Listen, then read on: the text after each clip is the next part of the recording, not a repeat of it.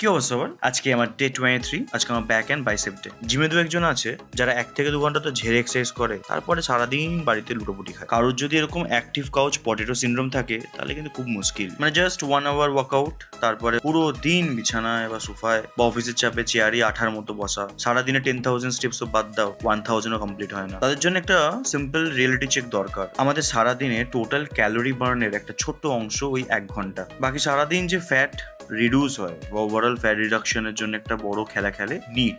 না, এটা কোনো নিট এক্সাম নয়, এটা হচ্ছে নন এক্সারসাইজ অ্যাক্টিভিটি থার্মোজেনেসিস, অর্থাৎ জিম ছাড়াও সারাদিন বাকি বডিটা কতটা অ্যাক্টিভ থাকছে। সিম্পল ভাষায়, যারা জিমের পরেও সারাদিনে 10 থেকে 12 হাজার স্টেপস হাঁটছে, মানে এটা নয় যে একসাথে বা একদম লাগাতার হেঁটে গেল, ওভারঅল পুরো দিনে অল্প অল্প করে এফর্ট দিচ্ছে তারা, তাদের বডি ফ্যাট ফার্স্ট কমে। আগেও বলেছি, জিমটা 1 ঘন্টার খেলা নয়, 24 ঘন্টার lifestyle. Gym, diet, work, sleep, and stop being active couch potato.